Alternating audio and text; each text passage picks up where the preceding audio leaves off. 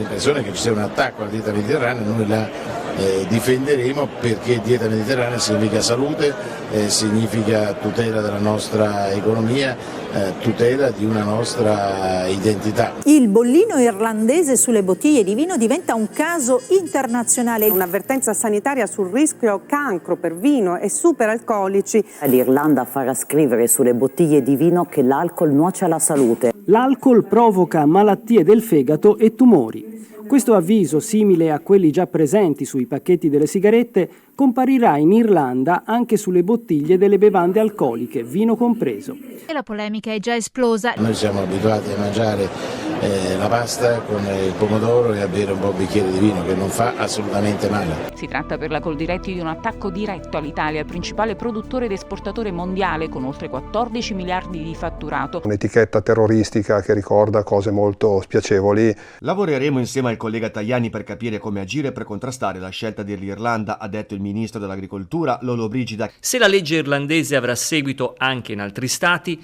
si equiparerà il vino alle sigarette, con il rischio di compromettere il mercato di uno dei pezzi forti del Made in Italy. Il vino vale circa 31 miliardi di euro e quindi... L'alcol provoca tumori e danni al fegato e al feto. L'Irlanda propone l'etichetta della discordia. Mai un'etichetta aveva provocato una tale reazione. Secondo un sondaggio di Coldiretti con le etichette dissuasive, un italiano su 4 smetterebbe di bere vino o ne consumerebbe di meno. Meno si beve, meno si rischia. Noi riteniamo che l'attacco che l'Italia sta ricevendo, soprattutto i paesi produttori di vino stanno ricevendo, sia vergognoso. Proteggere il vino da una serie di aggressioni, anche nell'ultima fase sono venute in essere, che tentano di criminalizzarne il consumo. Altri paesi europei vorrebbero criminalizzare il vino.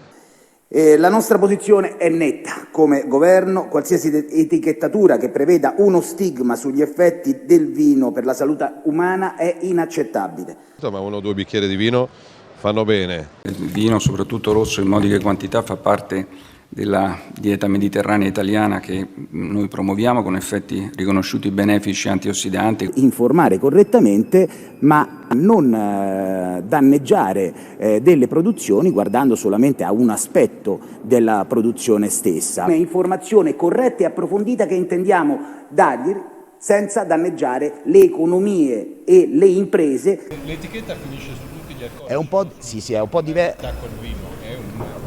E va bene, e noi quello che chiediamo è un'etichetta che non specifichi il vino danneggia la salute. Noi vorremmo un'etichetta che...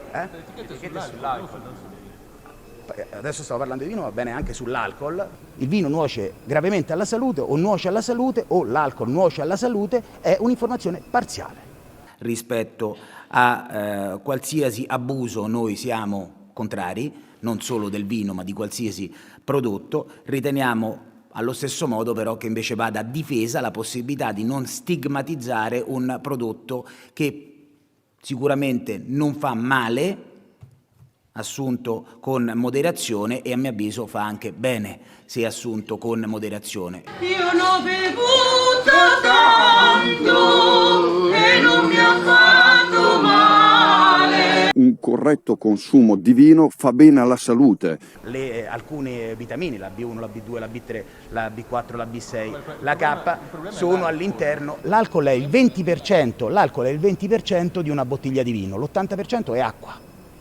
Sì, che l'acqua fa male e il vino fa cansare. L'alcol è una presenza minoritaria, estremamente minoritaria all'interno di una bottiglia di vino. Il vino non guardato solo nella sua parte alcolica, ma anche guardato nella presenza importante di acqua al suo interno. All'interno di una bottiglia di vino c'è alcol, massimo per il 20%, c'è 80% d'acqua.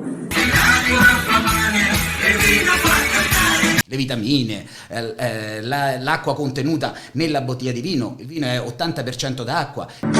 L'acqua sì che fa male, e il vino fa cantare. difenderemo il buon vino italiano, perché non è vero che il vino fa male. Tutti uniti, perché qui si tratta veramente di difendere il paese. Il vino significa Italia. Difendiamo il Made in Italy, difendiamo il buon vino italiano. E si beve italiano, punto. Una cosa, il vino fa bene, con buona pace di quelli che dicono che il vino fa male. Grazie. Difenderemo il vino, difenderemo il principio che il vino non è una sostanza cancerogena. Consumare troppi zuccheri aumenta il rischio di obesità, diabete, così è. Qui stiamo parlando di una molecola che è cancerogena, che è proprio che è l'etanolo. E per le sostanze cancerogene purtroppo non c'è una soglia minima. L'associazione alcol-vino è un'associazione che noi non possiamo accettare.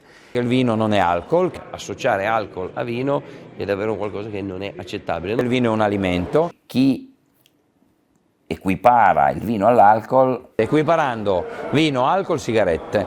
Questa è una cosa che noi non possiamo accettare. Sarebbe davvero un colpo grave a tutta l'economia del vino. Il Piemonte sarà in prima fila per difendere la vera essenza del vino.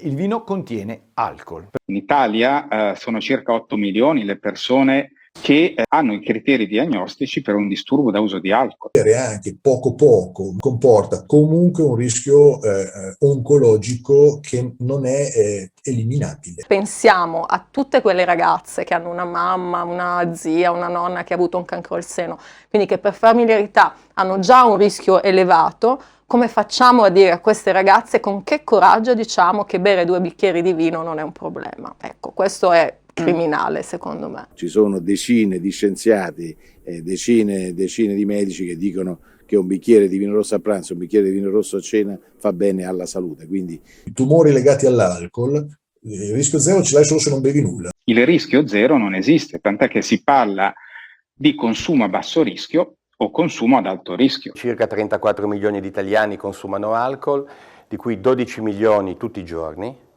E ci sono circa 4 milioni di italiani a rischio di sviluppare malattie psicofisiche da alcol e circa 800.000, 1 milione di alcol dipendenti. Non credete a chi vi dice un bicchiere e mezzo di vino al giorno fa bene alla vostra salute, perché non è così, non c'è un dosaggio sicuro.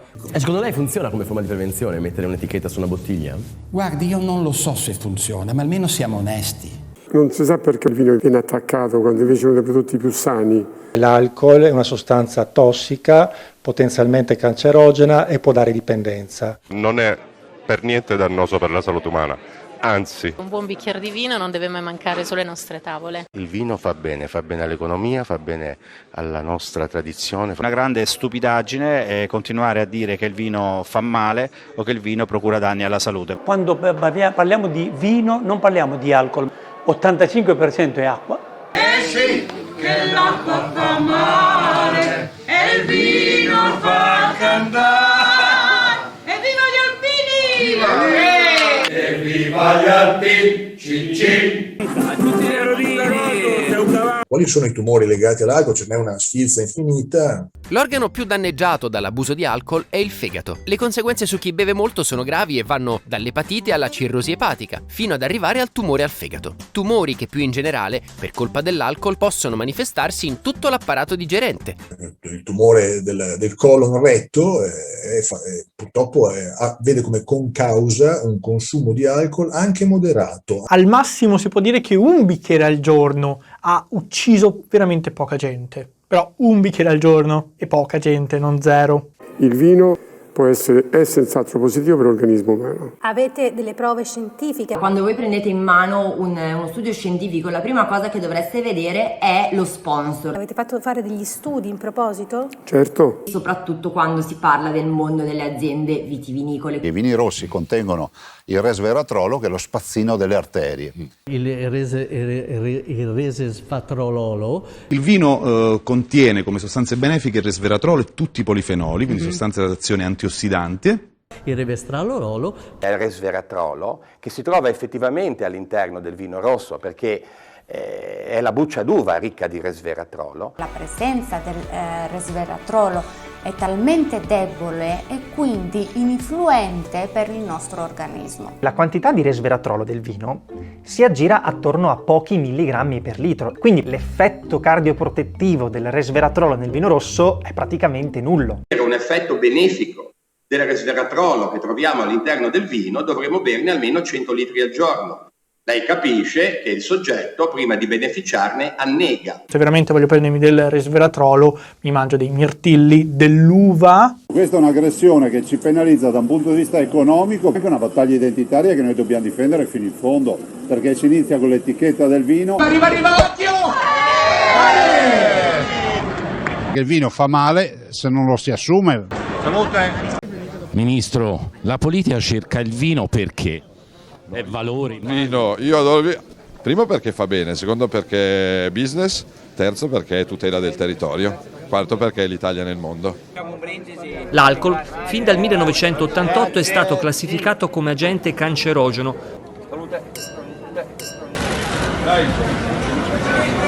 Il vino fa male, le bevande alcoliche fanno male, la birra anche, perché poi anche i colleghi della birra vivono la stessa situazione. Tesi assurde tipo il vino, bisogna scrivere sull'etichetta del vino che fa male.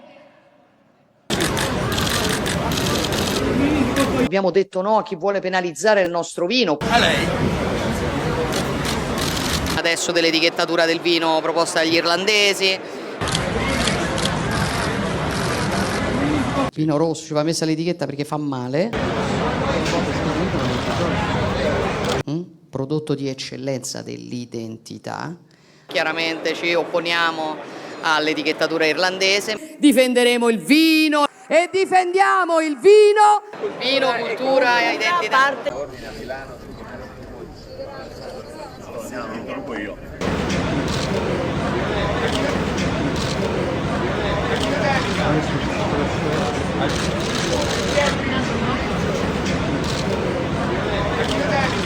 Se bevo 2 litri al giorno o 3 litri di vino al giorno, certo che... Certo, se uno si beve 5 litri di vino...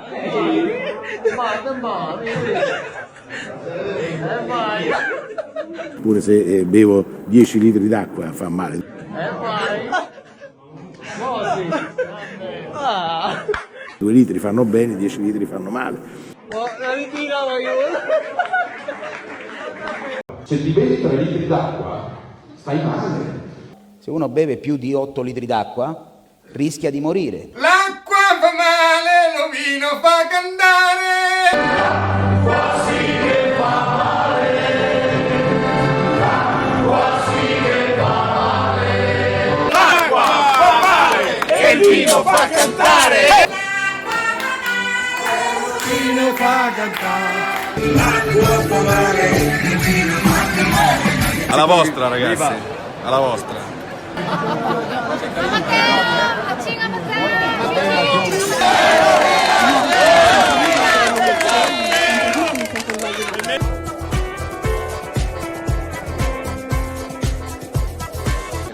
Cosa si fa? Un bicchiere.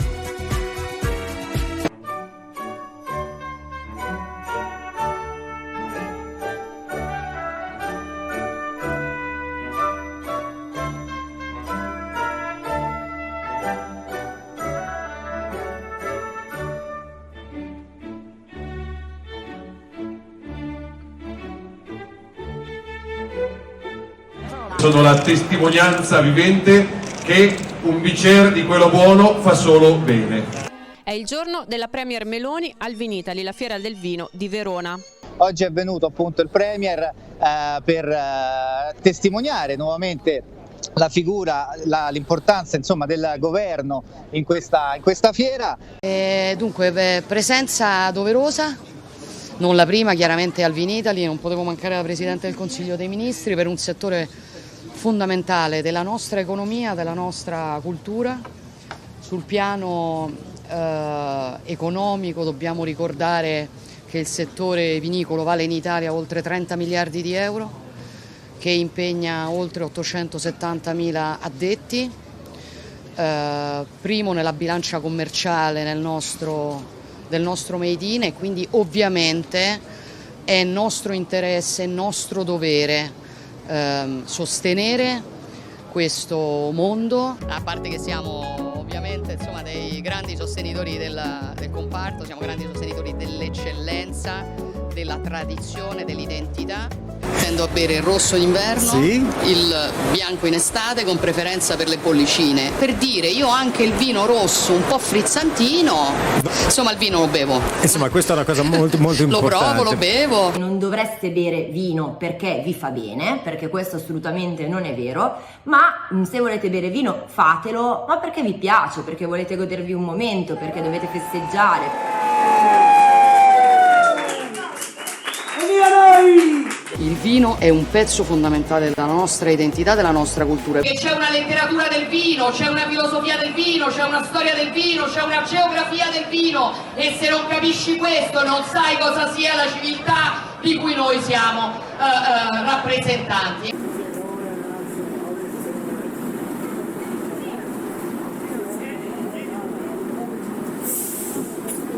La parola al Presidente del Consiglio. Voglio dirvi che sono sinceramente contenta di essere qui oggi, che sono contenta di essere qui oggi con tanti ragazzi, tante ragazze, per celebrare insieme la 36esima giornata mondiale contro la droga. E io sono sempre e comunque ogni tipo di droga. Contro. Lotta alla droga sempre e comunque. La droga fa male, sempre e comunque. Punto primo, la droga fa male sempre e comunque. La droga è merda, sempre e comunque. La droga fa male, punto. E combatto la droga ovunque e comunque, punto. La droga è morte, sempre e comunque. La cannabis, quei principi attivi che oggi ha, è dannosa, fa male alla salute, riduce il cervello di un ragazzo a placchi, fa venire i buchi nel cervello. Leonardi, ce l'hai i buchi nel cervello, ma che belli grossi! Penso alla morfina, che è un derivato dell'eroina, come ben sappiamo. Secondo me questa è ignoranza. Italy believes that drug legislations should not drift towards the legalization because we are convinced that freedom consists in putting yourself in the condition of always respecting yourself and your own dignity, always giving meaning to your life. Noi come Fratelli d'Italia crediamo in un unico valore, che è quello della libertà dalle droghe. I'd rather have a bottle in front of me than a frontal lobotomy. È una delle nostre battaglie storiche, la lotta contro la droga, ok? Io combatto contro la droga quando ero ragazza, insomma è sempre stata una delle mie tante certezze. No, ad ogni tipo di droga. La droga è sempre droga, fa sempre male, è sempre un principio che bisogna combattere. Qualsiasi tipo di droga. No alla cultura della droga libera, no alla cultura della morte. Abbiamo un'emergenza, e l'emergenza è quella anche di dire che le droghe fanno male senza se e senza ma. Lotta alla droga senza se e senza ma. Io sono contro la droga, senza se e senza ma. La droga fa male, senza se e senza ma. La droga fa male. Posso dire che sono contro ogni genere di droga. La droga è morte, la droga è morte, la droga è morte. Mi domando continuamente come mai non vinciamo questa battaglia contro la droga. Combattere le droghe, le devianze. Io sono contro ogni tipo di droga. Mi spiace se lei invece è a favore di qualche tipo di droga. Per me la droga è droga. È droga? È droga, sì. Una politica che ai giovani non riesce magari a dare risposte adeguate sull'istruzione, a dare risposte adeguate sul lavoro, che in cambio dice vabbè, però fumati una canna, non sarà mai la mia politica. Perché è meglio un buon bicchiere di vino e nessuno ce lo toglie dalla testa. Viva il vino! Grazie! È meglio un bel bicchiere di vino, secondo me. Rimane meglio un bel bicchiere di vino.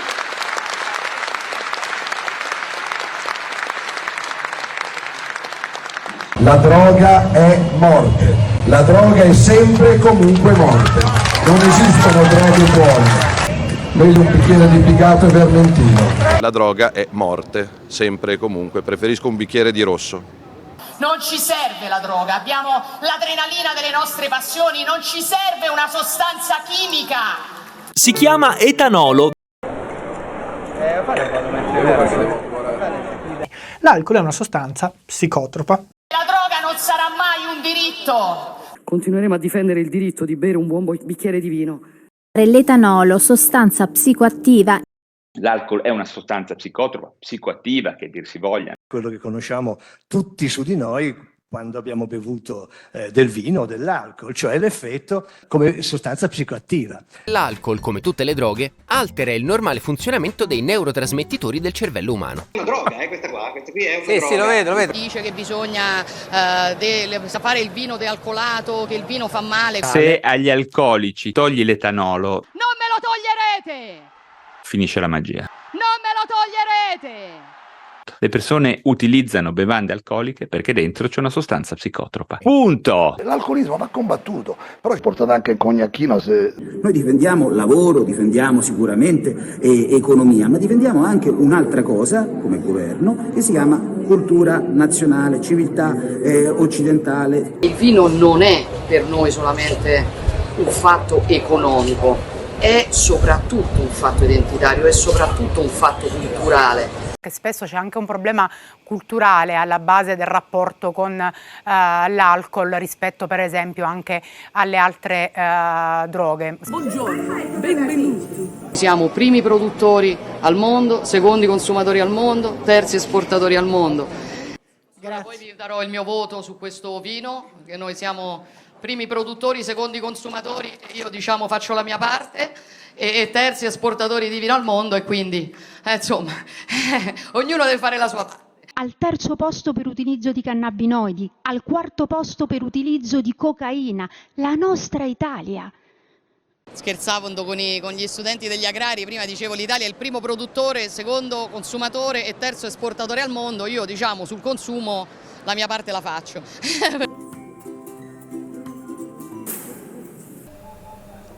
Io non ho mai amato l'ipocrisia. I vini marchigiani, io sono una appassionata di vini marchigiani. Non mi considero una persona ipocrita. Come dei vini, di tutta Italia. Diceva che non si doveva fare la pubblicità al vino. È la nostra ricetta tutta italiana per la felicità, da condividere con tutti voi. Ogni giorno. Il nostro vino. I nostri esperti ti consiglieranno quale vino scegliere. La magia di Pinot di Pinot. Fa splendere i nostri momenti più veri. È Peroni.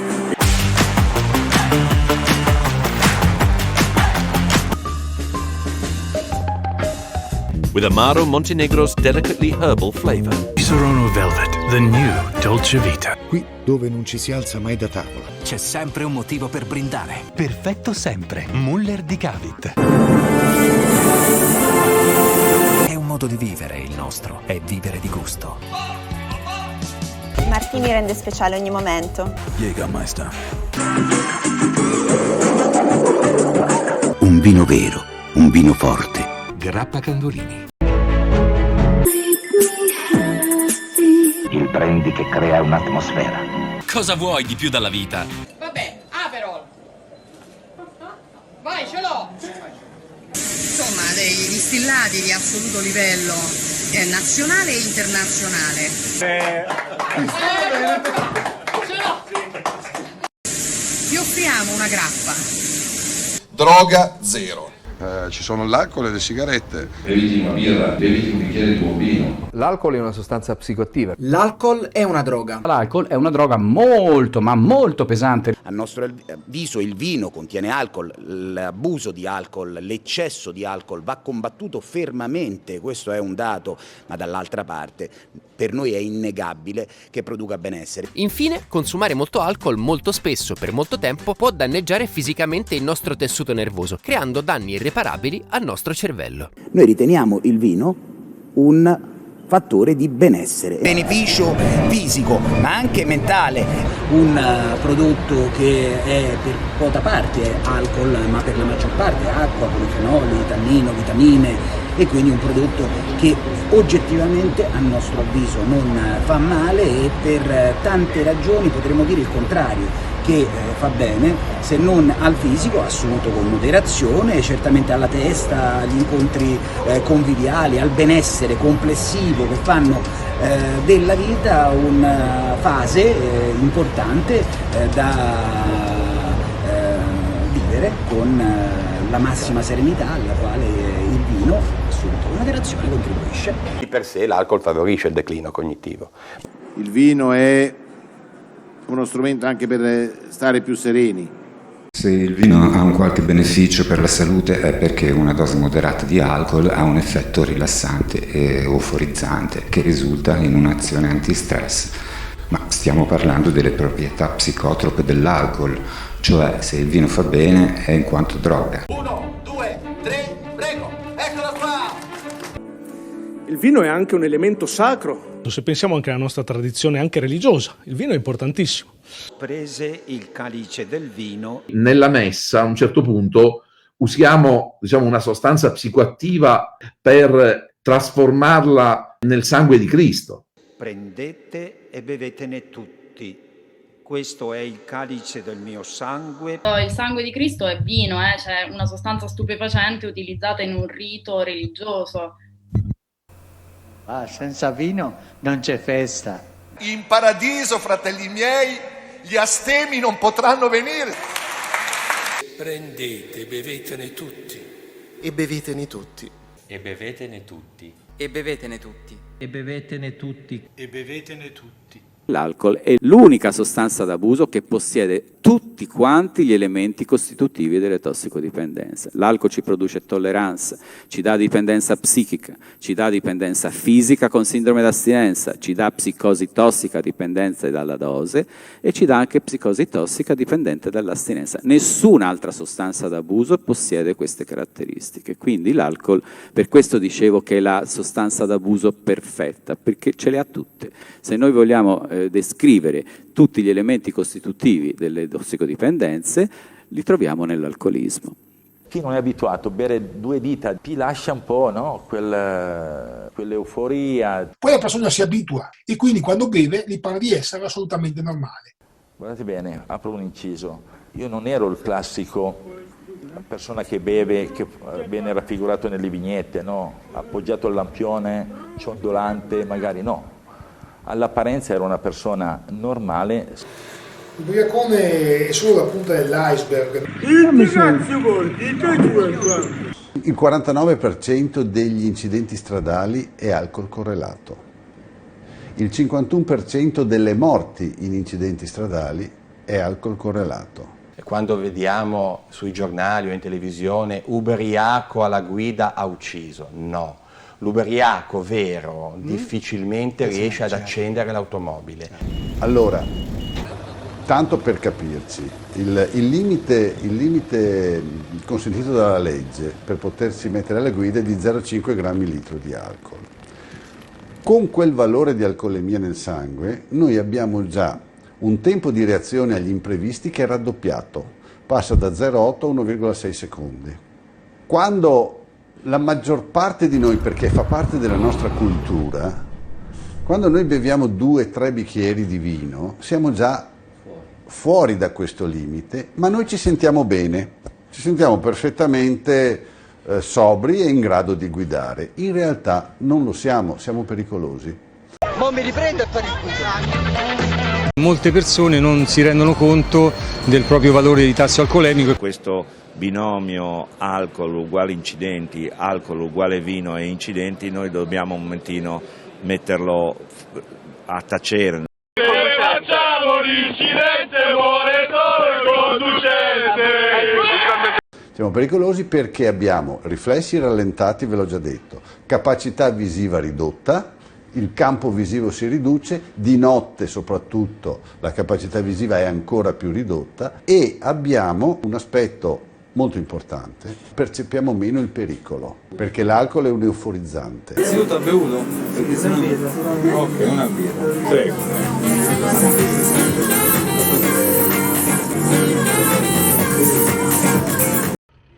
Se si è assunto alcol non ci si deve mettere alla guida.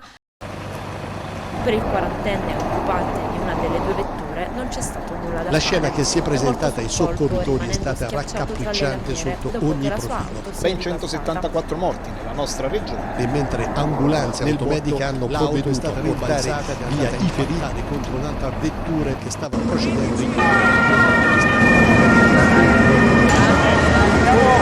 Bevendo vino di qualità non ci sono pericoli per la salute e soprattutto per il guidatore.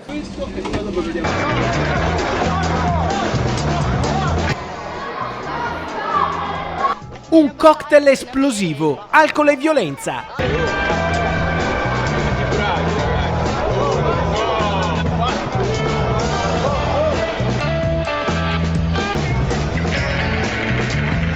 Sono aggressivo con l'alcol.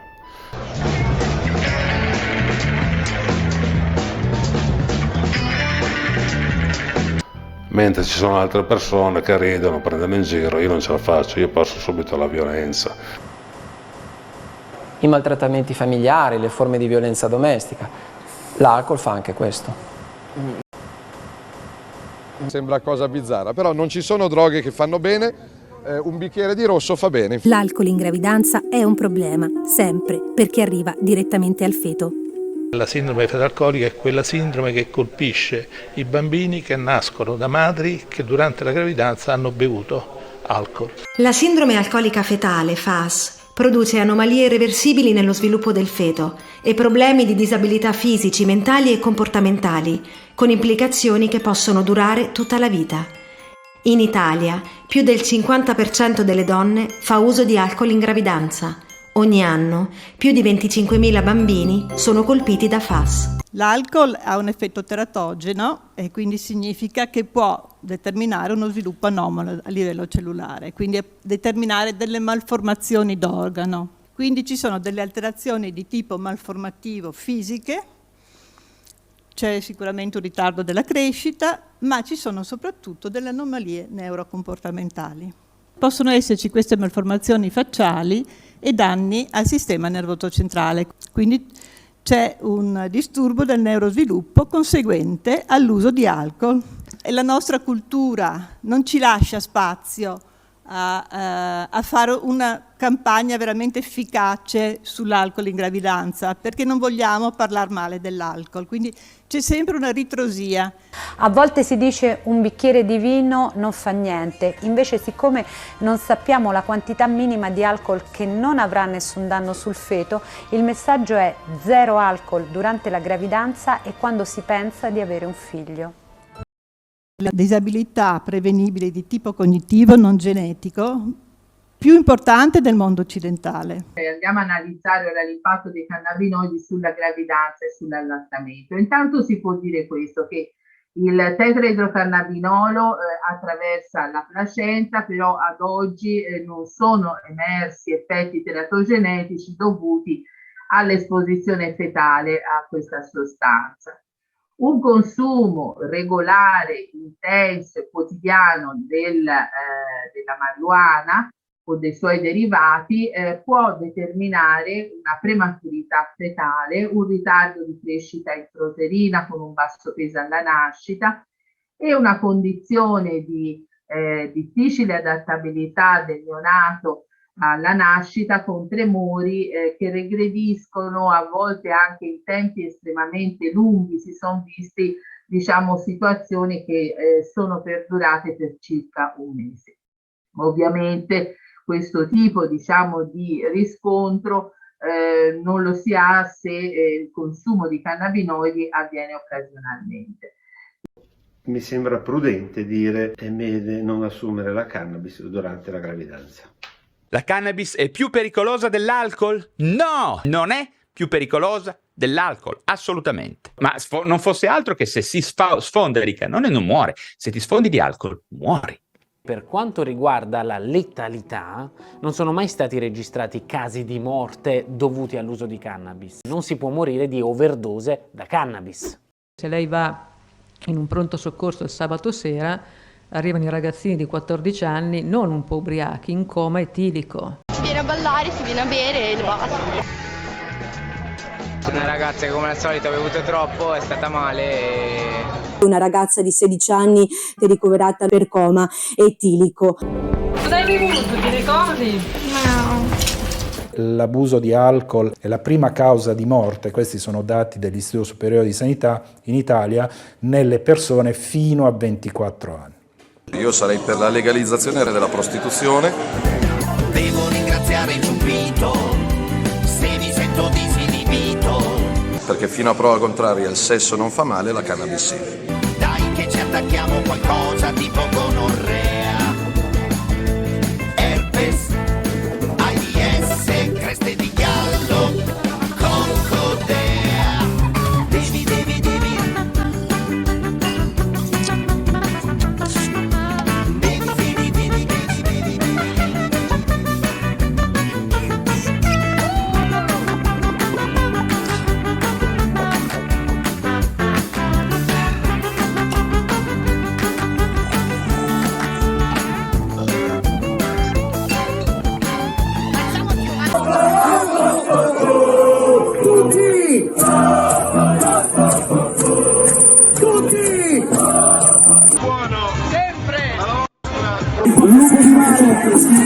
Sta roba del mojito,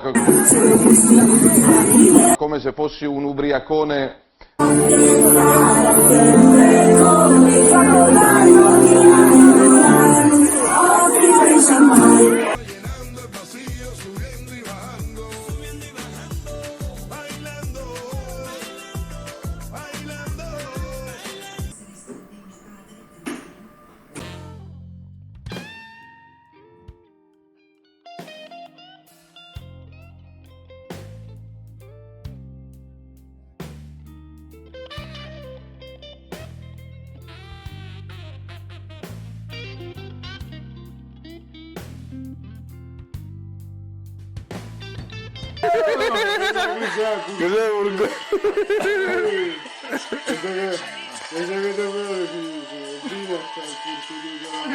No, ma spegnete il... Come se non ci fosse distinzione tra l'uso e l'abuso, no? Di vino. È più facile riscontrare un uso moderato della cannabis se no che l'alcol. Però, volete il mio consiglio? Non usate sostanze, che sia alcol, che sia cannabis, che sia coca, che sia benzodiazepine.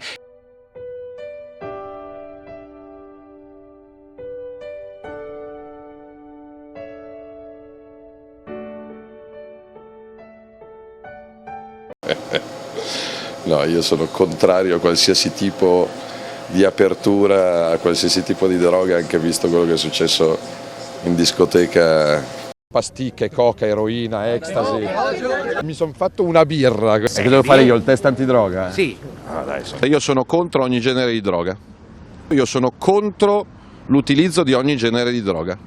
Io sono contro la coltivazione, la distribuzione, l'utilizzo di ogni genere di droga.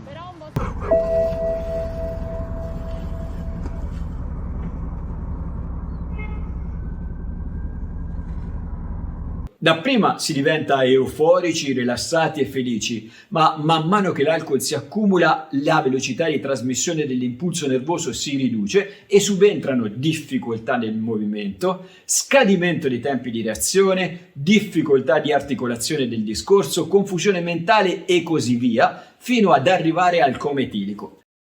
La cirrosi epatica è esotossica che fa morire 30.000 all'anno e anche alcune patologie neurologiche come il Korsakoff, patologie degenerative del cervello che sono dovute all'abuso di alcolici. Queste sono le due forme principali, ma poi tutto il resto, la parte psicologica, psichiatrica che ci va dietro. Viva l'uva, viva il vino, che brio mi dà, porta un senso di allegria che male non fa, porta un senso di allegria che male non fa.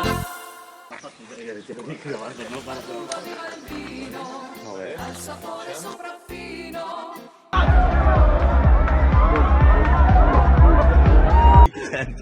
l'azione diretta è tossica delle sostanze alcoliche. Questo poi alla lunga determina dei danni che possono anche risultare cronici, sì. Quindi sia a livello, non so, noi citiamo sempre il fegato, ci ricordiamo sempre del fegato quando parliamo di alcolismo, in realtà visto che l'alcol è una sostanza tossica che viene veicolata all'interno dell'organismo, tutti gli organi e gli apparati possono essere colpiti, in particolare il danno preoccupante a livello del sistema nervoso centrale, quindi cerebrale. Il danno cerebrale.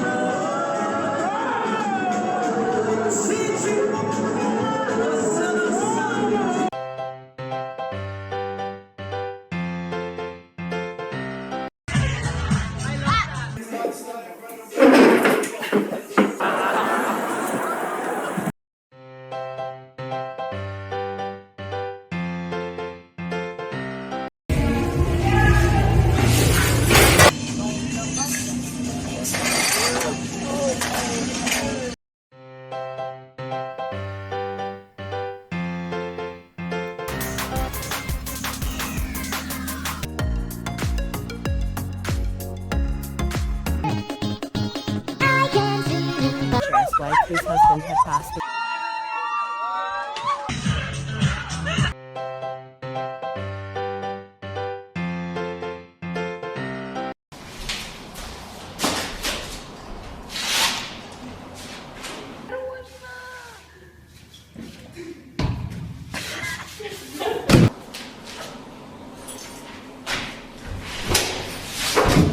Fino a 25 anni il tuo cervello forma nuove sinapsi e il consumo di alcol interferisce negativamente con lo sviluppo cerebrale. Nel minore quell'enzima che a livello epatico metabolizza l'alcol non è ancora funzionante, non è ancora ben sviluppato. E seconda cosa, l'alcol agisce sul cervello e nel minore il cervello non è ancora giunto al suo livello di maturazione. Per cui da un lato il fegato non riesce a metabolizzare l'alcol e dall'altro l'alcol agisce quindi indisturbato su un cervello non ancora sviluppato, quindi creando dei danni amplificati, irreversibili. Quindi, spesso. Da una parte il fegato e dall'altra il cervello. La droga uccide, che la droga è sempre morte. La droga fa male. La droga fa male. Non esiste droga fa bene. Tutte le droghe uccidono. Leggere, pesanti, non esiste una droga buona. Non ci sono droghe che fanno bene. Allora, contro l'ipotesi di legalizzazione di ogni genere di droga, perché la droga uccide. La droga è morte, scegliamo la vita. La droga è morte. Caramba, beviamo del whisky, yuhu. Caramba, beviamo del gin, del gin. Come bambini lo sappiamo, ci versiamo del gin, poi facciamo cin cin e al secondo cin cin. Abbiamo tutta una cultura ancora alimentata da tradizioni e però adesso alimentata da pubblicità che induce il ragazzo a pensare che un po' di alcol fa bene, lo beve la mamma, lo beve papà.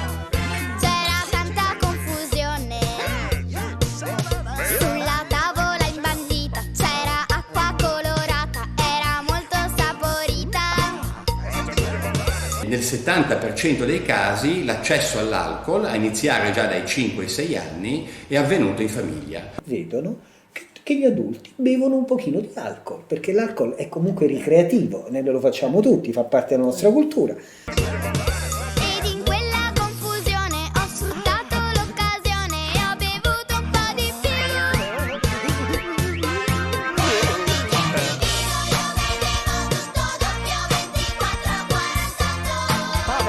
I bambini vanno tutti con curiosità ad assaggiare sto goccino di vino.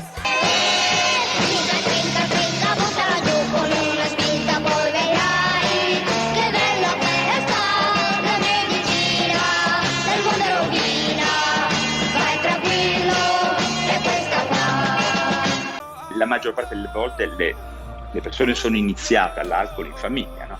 Probabilmente la scena in cui tutti noi abbiamo iniziato a bere alcol è a un compleanno in casa, la mamma, la nonna, il nonno ci ha detto dai su, adesso sei grande, bevi un po' di spumante, no? In Italia cominciano a bere i ragazzi a 11 anni.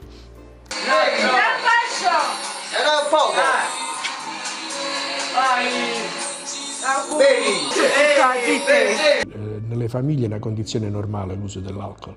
Io parlo per la mia esperienza personale, da ragazzino l'alcol era presente a tavola. La cultura delle famiglie è questa: un bicchiere di vino fa buon sangue. I bambini sono stati i protagonisti della festa per l'inizio della vendemmia. Forza! Noto con soddisfazione che ci sono giovani, quindi significa che il mondo del vino sta diventando qualcosa che fa trend anche per i giovani. Chiaramente questo fa ben sperare. Certamente. Il mio obiettivo è raggiungere sempre più giovani e portarli dentro il mondo del vino ad appassionarli. Bisognerebbe fare molta promozione di questa cultura presso i ragazzini. Ho iniziato da piccolo ad assaggiare il vino a tavola come in tutte le famiglie. Quando si va nelle scuole non si va a fare la storia delle bevande alcoliche, nelle scuole si va a parlare del rischio e si spiega il perché l'alcol non è per i minori.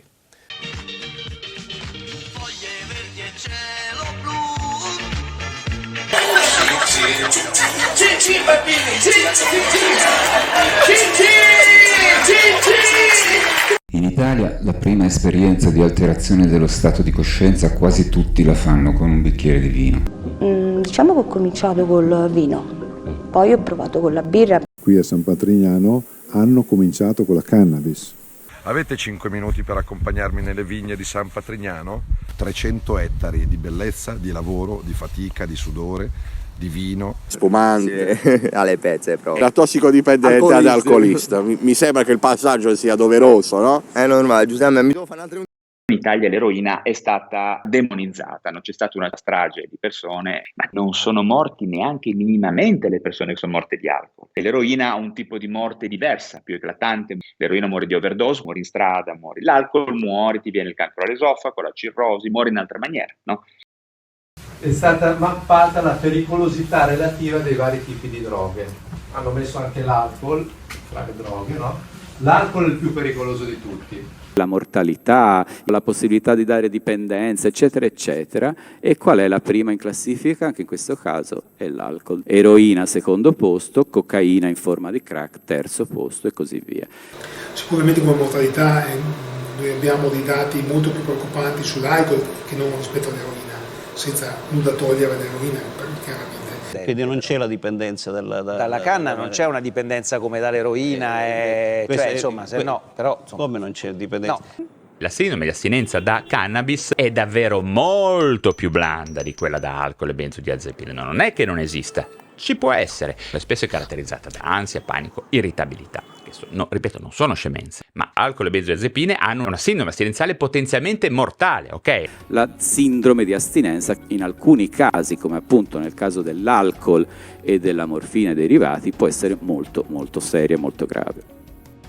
L'astinenza da alcol o sindrome da astinenza alcolica solitamente risulta costituita da 4 diverse fasi: una fase in cui si hanno tremori, una successiva fase di convulsioni, quindi allucinazioni e infine delirium tremens. La prima fase, come dicevamo, risulta caratterizzata da tremori alle gambe e alle mani, ansia e stati d'agitazione. La seconda fase risulta caratterizzata da convulsioni che coinvolgono tutto il corpo con conseguente perdita di conoscenza. Nella terza fase compaiono allucinazioni visive, tattili o uditive. Nella quarta fase si ha la caratteristica fase del delirium tremens e la reazione del corpo alla privazione di alcol. Il soggetto risulta vigile ma confuso, in preda all'agitazione, suda molto e presenta allucinazioni, tachicardia e ipertensione. È necessario in questa fase intervenire prontamente poiché per un soggetto su 3 il delirium tremens può determinare anche situazioni di decesso. Il soggetto viene idratato per via endovenosa e assume benzodiazepine fino a scomparsa dei sintomi di astinenza. Il paziente alcolista grave ha un rischio non piccolo di morire in crisi di astinenza. Chi ha una sindrome di astinenza da alcol può andare incontro a crisi epilettiche astinenziali. La sindrome d'astinenza è certamente la situazione clinica, chiamata anche delirium tremens, tipica dell'etilismo cronico e certamente più impegnativa. Tra tutte le sindrome d'astinenza di tutte le sostanze di abuso è l'unica che, non essendo trattata, porta a una mortalità elevata. Nessun problema, ci pensa Wine Livery, l'app per bere. Potete ordinare tutto comodamente dal vostro divano tramite sito o app.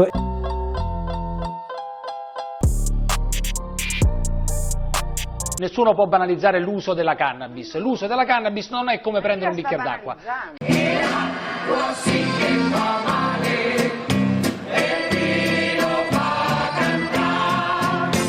Fino ai 21 anni il cervello è in fase di crescita e l'assunzione di THC quando si è adolescenti può portare a problemi di sviluppo del cervello. Va sempre evitato l'utilizzo di cannabis negli adolescenti, perché in questa fase della vita i cannabinoidi potrebbero interferire con il corretto sviluppo di alcune aree cerebrali. Il fumo fa emergere in alcuni casi nuclei psicotici. Ma signori, una cosa è dire che la cannabis può fungere da trigger, da fattore scatenante di una psicosi sotto traccia. Una cosa è dire che causa la psicosi.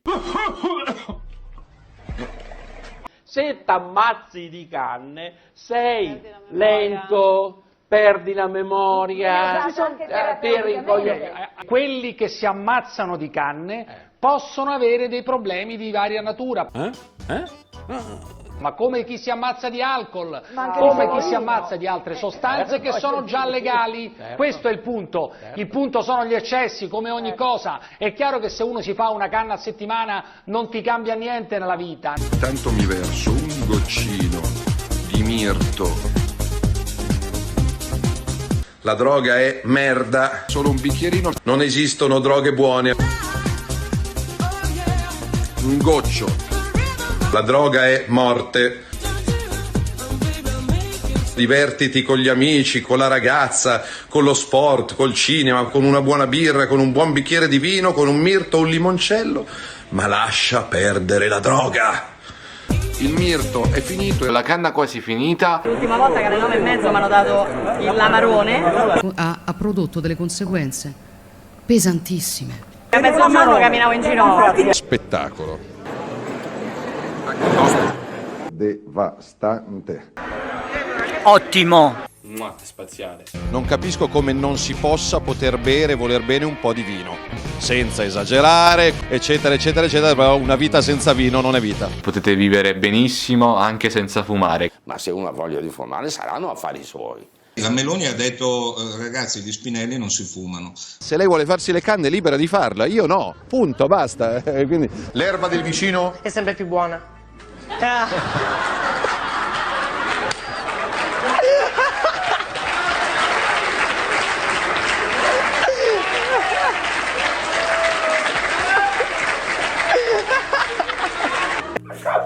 Il cameraman ne deve fumare. Se lei vuole farsi le canne è libera di farla, io no. È sempre più verde. Se lei vuole farsi le canne è libera di farla, io no. C'è un abbassamento della morale e dell'etica spaventoso. Questo è il... Grazie ragazzi. A quarta cena. Questo è il declino della cultura occidentale.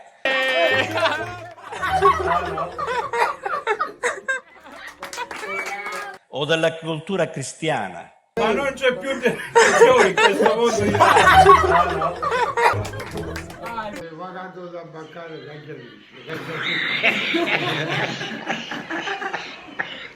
In uno spinello di oggi c'è una percentuale di THC, cioè di principio attivo, che è enormemente più grande. Vodka al 40% di alcol, quindi un litro sono 400 grammi di alcol, una dose letale. Si può davvero definire leggero qualcosa che ha al suo interno il 25%, il 37%, fino al 78% di principio attivo? Questo qua 0,48, 0,35 e 0,30. La cosiddetta cannabis light. Tutte erbe diverse, tutte battiture diverse e pressature diverse. Luca, ma te ti fai le canne? Quando tempo sì, quella vera, non... I presunti negozi turistici di cannabis. Tutti i negozi di canne e cannabis che hanno aperto in Italia, che sono più di 1000. È possibile, non è ammissibile che in Italia ci siano 1000 negozi dove ci sono droghe, legalmente, alla luce del sole. Mi fa schifo.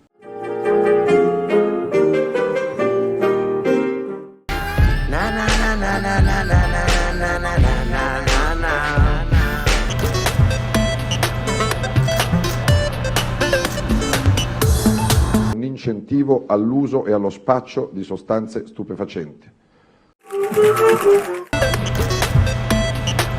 Sequestrare, intervenire subito, se i tempi.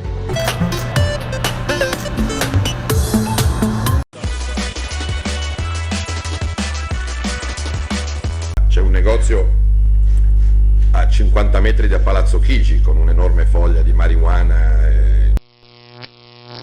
C'è un cannabis shop di fianco al Palazzo del Governo.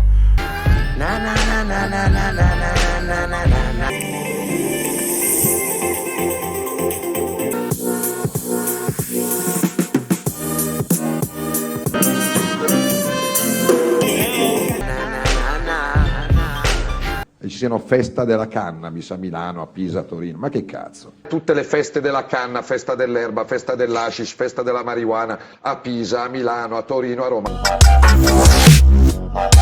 Feste delle canne, delle cannabis in giro per l'Italia.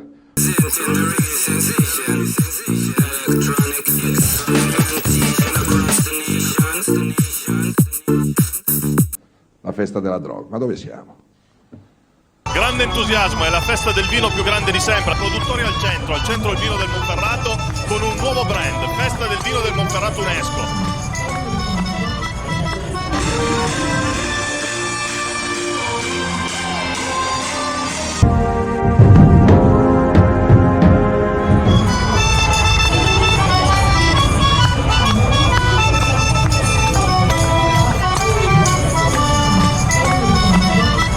La festa dell'uva e del vino. Sui carri allestiti dalle contrade sono state riprodotte scene della vendemmia, che da sempre sono un momento di gioia e condivisione. A vincere è stato il carro della contrada di Fonticelli, soddisfatto il sindaco.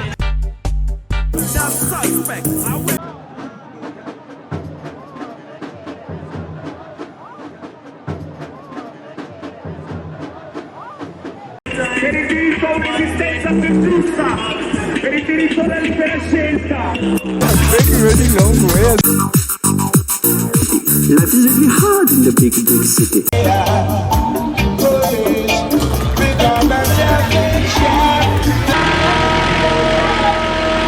La 90ª edizione della festa dell'uva, tantissima gente.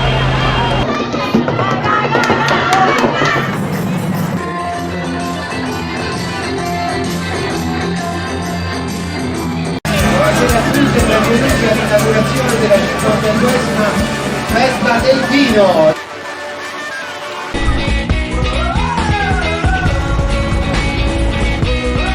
Cingino a tutti allora. Cingino. Luoghi di diseducazione di massa.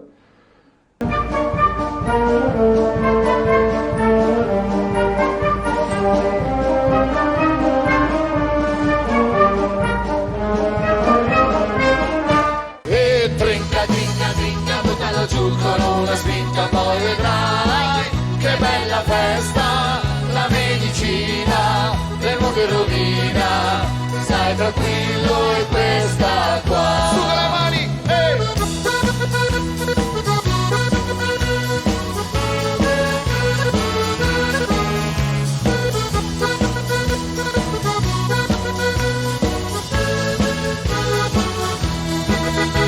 Bevilo tutto. tutto, tutto, bevilo tutto, tutto, tutto, bevilo tutto, tutto, tutto, bevilo tutto, tutto, tutto, bevilo tutto, tutto, tutto, bevilo tutto, tutto, tutto, bevilo tutto, tutto, tutto, bevilo tutto, tutto. Se l'è bevuto tutto e non gli ha fatto male, l'acqua fa male e vino fa cantare, bevilo tutto, tutto, tutto, bevilo tutto, tutto, tutto. Dito perché sennò mi ribalto. Salvini sta bevendo tantissimo.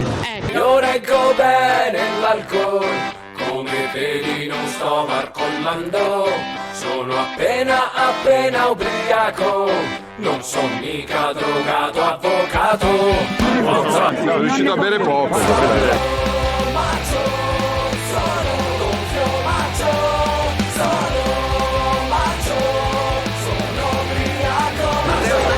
Ma guardi, dopo il terzo o il quarto bicchiere di vino. Vino buono, forse fin troppo.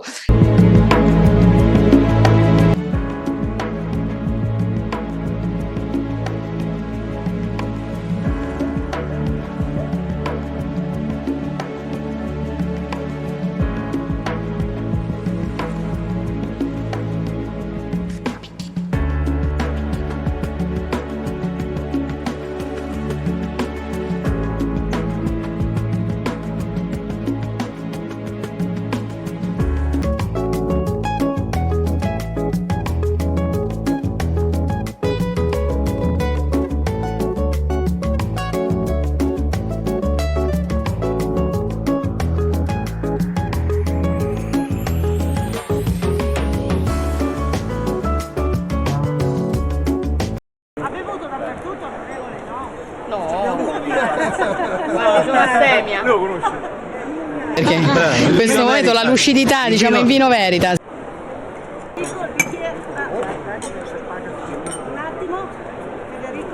Vai. Lei non ha bevuto oggi? No, niente, ma neanche io. Mi dica. Ma lei mi vuole rovinare. Mannaggia lo vino, vino, vino, mannaggia lo vino, vino, va. Mannaggia lo vino, vino, vino, cara cava mi fa girare.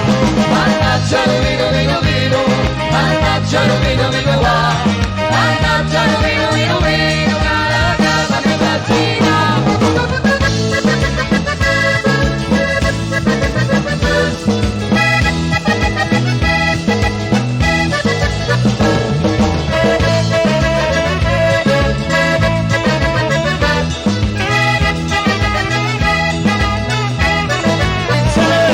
Mannaggia lo vino, vino, vino, mannaggia lo vino, vino, va.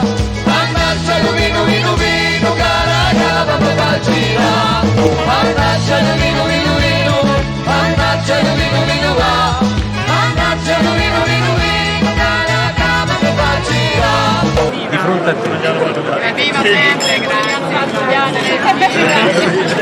Ministro, scusi, crede che ci sia bisogno però di una più chiarezza per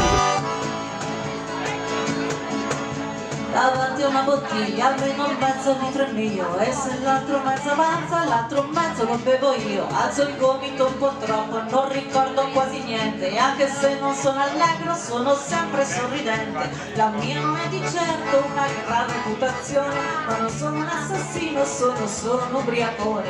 Ma non sono un assassino, sono solo un ubriacone. IGT, IGP, DOC, DOP, DOCG, il CBG, cannabigerolo, oppure il CBDV, che è la viridina del CBD. Come c'è il CBDV, c'è anche il THCV e anche il CBGV. Hai presente la ganja del sabato sera? Intendo quella vera, intendo quella vera. Hai presente le cimetri come i terpeni? I terpeni sono proprio la molecola che dà il profumo, e anche qua si parla di una svariata composizione di terpeni.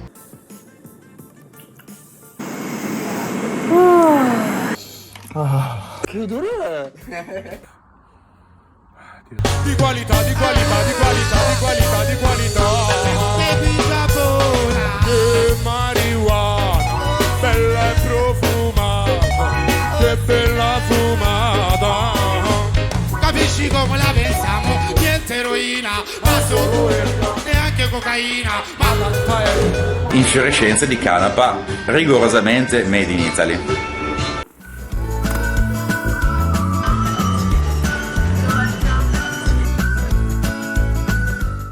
là potrebbe risollevare proprio l'economia della zona. Che bello creatura!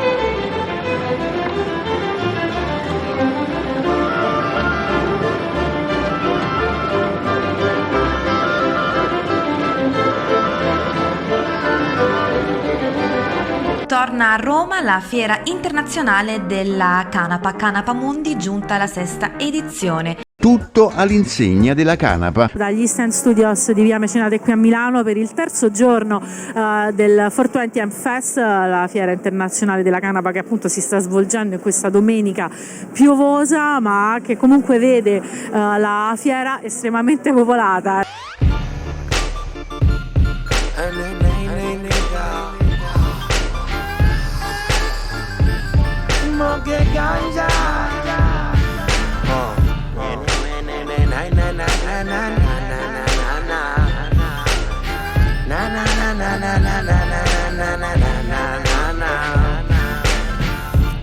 Dopo una giornata stressa fra frate tu mi aiuta che stasera mi fa male a capo frate faccio fumare dopo una giornata stressa fra voglio fumare hai capito voglio fumare che stasera mi fa male a capo tu faccio fumare sto come il puma.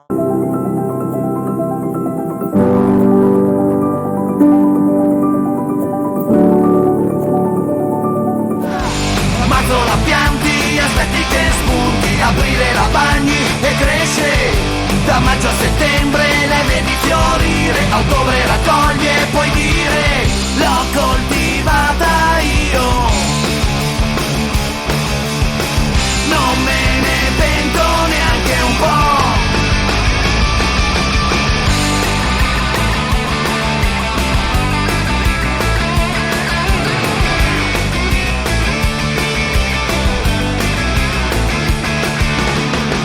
Qualche volta che sono andata poi all'ospedale, dice signore che ha fatto la cura della giovinezza? Scusa dottore perché? Ma ti vedo diversa, non lo so. Sì dottore io mi faccio la canapa. Disse vicino a me, ebbene, stai bene, brava, fallo, capito? Ritengo inaccettabile la sola idea che in Italia drogarsi faccia bene e sia lecito. Alla salute. Oggi in Italia, grazie a un decreto del 2007 e poi a un altro del 2012, il ricorso a farmaci cannabinoidi è legittimo. La cannabis come medicina in alcune problematiche come la spasticità associata a sclerosi multipla, il dolore neuropatico, il dolore cronico in generale, il glaucoma. Per esempio nella cura dei pazienti neoplastici per combattere la nausea e il vomito da chemioterapia, eccetera. Una delle indicazioni principali della cannabis in ambito pediatrico è la riduzione delle crisi epilettiche nei bambini con epilessia farmacoresistente. Vorrei sapere però, c'è un caso in cui l'alcol fa bene? Quando ti tagli ti devi disinfettare.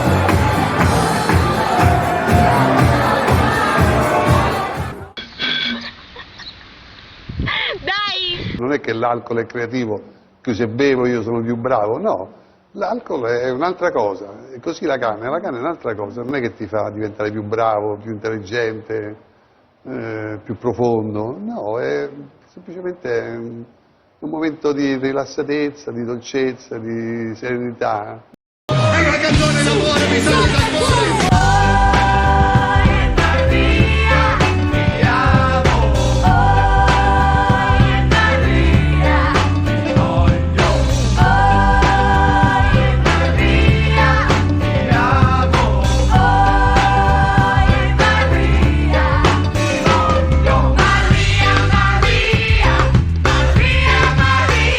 Io porca miseria, sta cannabis non l'ho mai provata. La devo provare. Tira.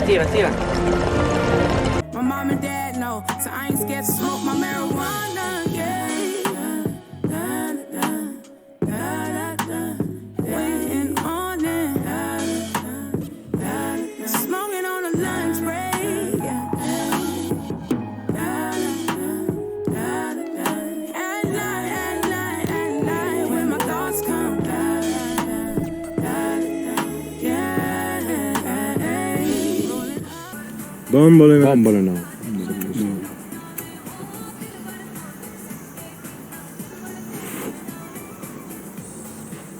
Bom.